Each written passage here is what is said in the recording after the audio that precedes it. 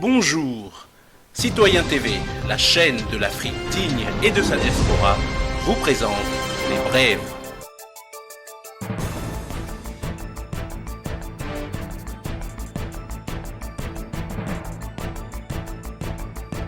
Au sommaire, Côte d'Ivoire, intervention de Achille Niaouré.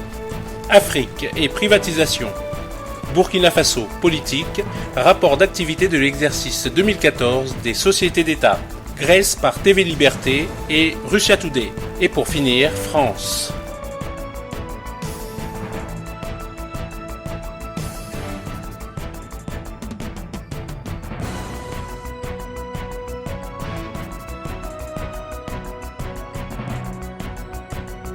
Tout de suite, Côte d'Ivoire, intervention d'Achille Niaouré. Par rapport à tout ça.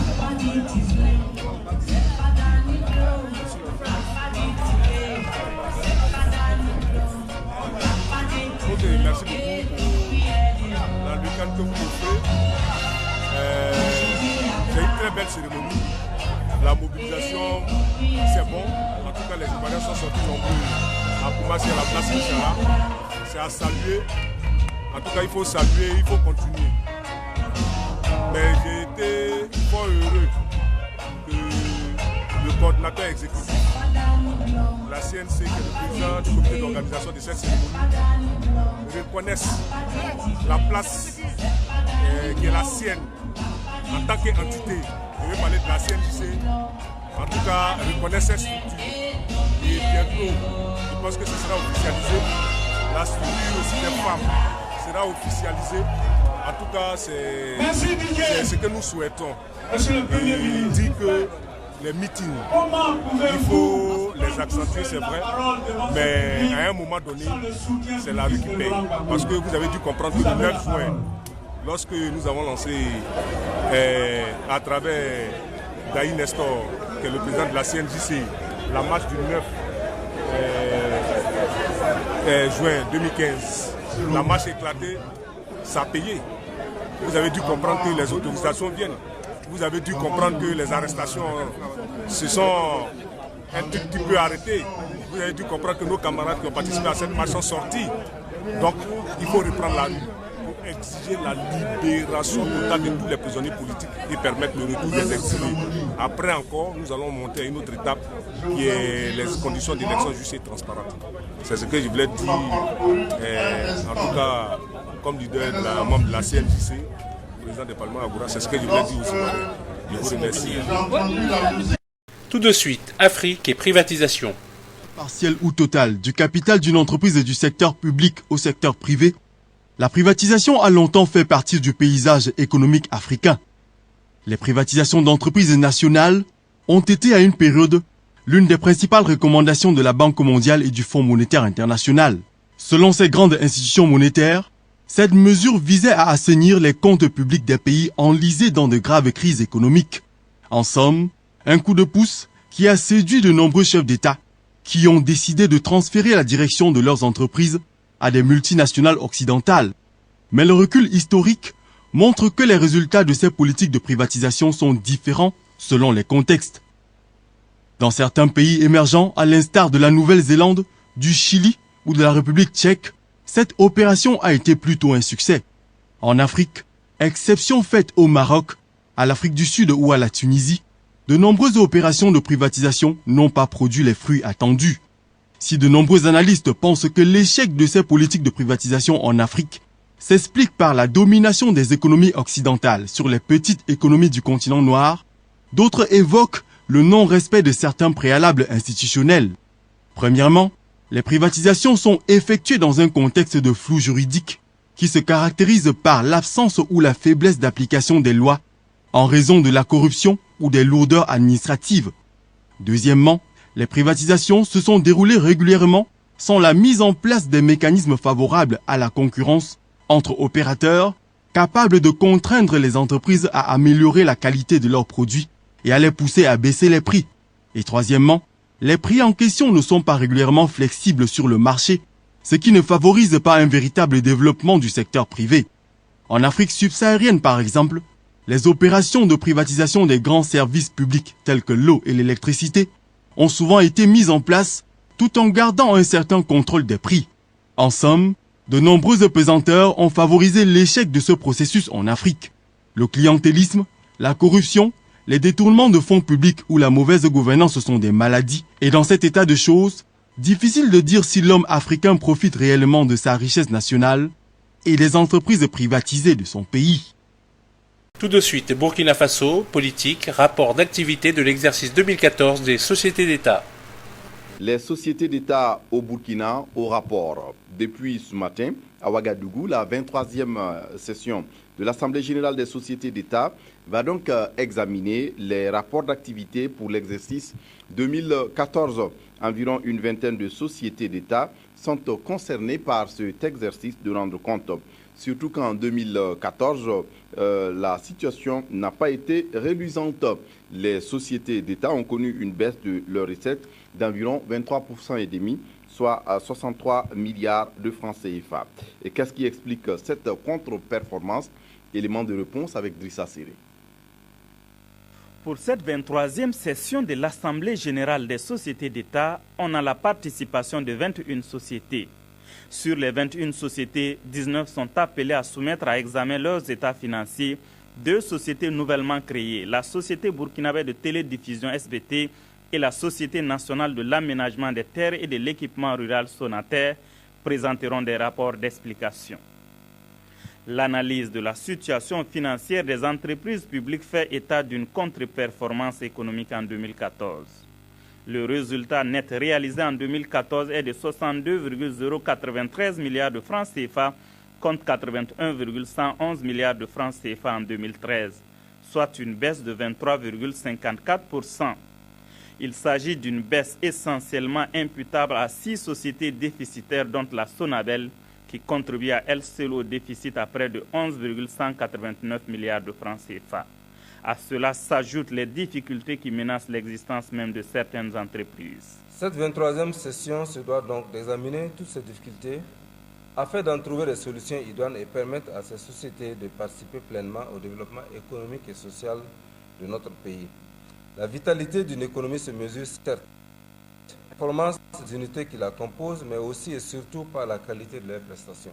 Le Premier ministre a exhorté les sociétés d'État à faire preuve d'anticipation et de créativité pour mieux profiter des opportunités de la mondialisation et de l'intégration régionale.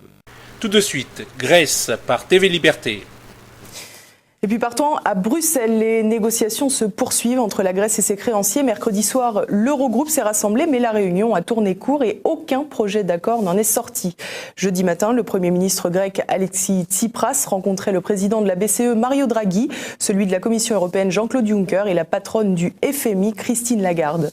Dans l'après-midi, les 19 ministres des Finances de la zone euro se réunissaient. Leur but, tenter enfin de trouver un accord entre un gouvernement élu sur un programme anti-austérité et des créanciers qui s'impatientent et refusent tout compromis.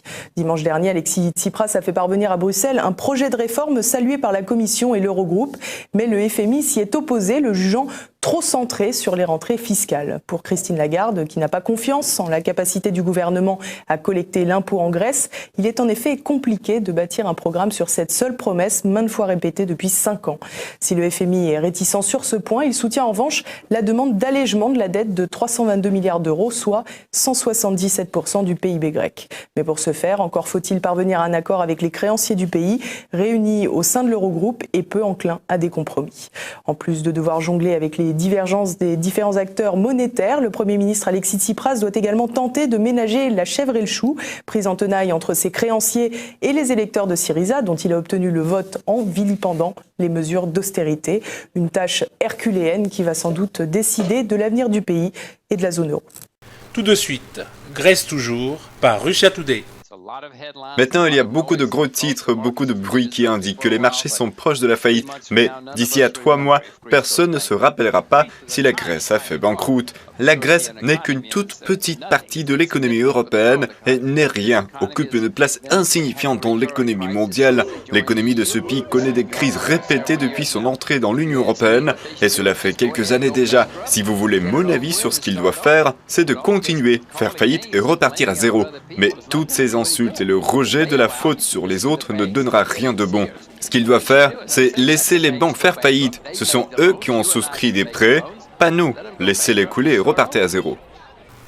Et pour finir, France par TV Liberté. Madame, Monsieur, bonsoir. À la une de notre édition terrorisme, la France est secouée par un nouvel attentat. Ce vendredi matin, Air Product, une entreprise de produits chimiques à Saint-Quentin-Fallavier, dans l'Isère, a fait l'objet d'une attaque terroriste. Une voiture arborant un drapeau avec des inscriptions en arabe a foncé dans les barrières de sécurité pour pénétrer dans l'enceinte. 1 ou 2 individus étaient à bord. La voiture a ensuite percuté des bouteilles de gaz entreposées sur le site pour provoquer une explosion. Dans la course, plusieurs employés ont été blessés. Un mort a également été retrouvé par les forces de police. La victime, un chef d'entreprise du Rhône, a été décapité. La tête était déposée sur un grillage en bordure de route.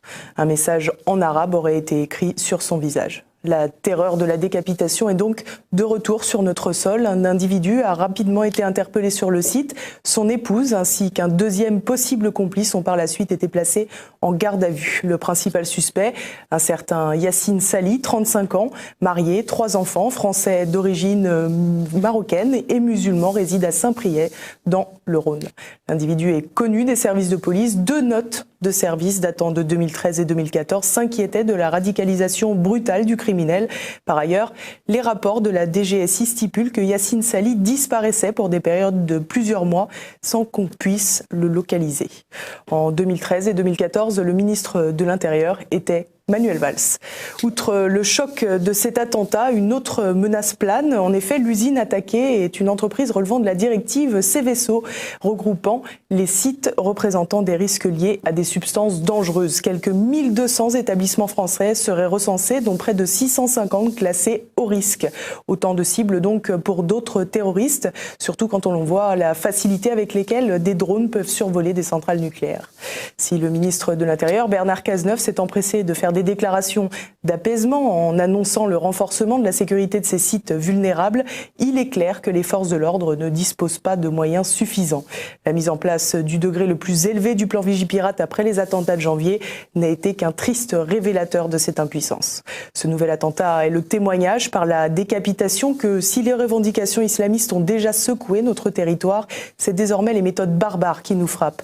Alors que l'État islamique avait menacé d'envoyer 500 000 djihadistes en Europe, les arrivées d'immigrés clandestins continuent sans qu'aucun contrôle ne puisse être fait. Les appels au calme et les conseils de défense de François Hollande auront donc du mal à rassurer pleinement la population.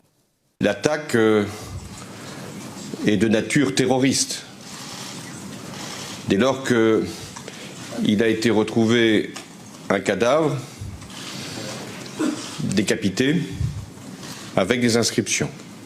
L'individu suspecté d'avoir commis cet attentat a été arrêté et identifié. Des moyens de gendarmerie considérables ont été déployés dans la région. Les sites Seveso ont été protégés encore davantage et toutes les dispositions sont prises pour éviter tout drame supplémentaire et prévenir.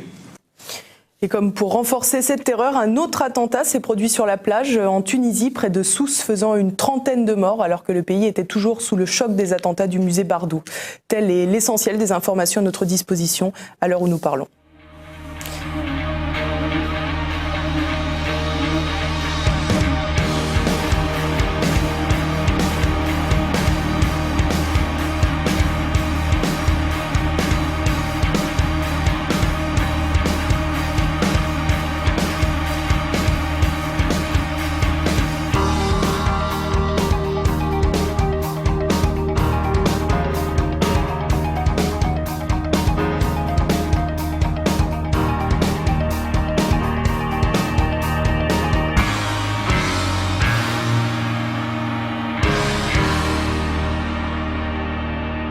Citoyen TV, la chaîne de l'Afrique digne et de sa diaspora, vous a présenté Les Brèves.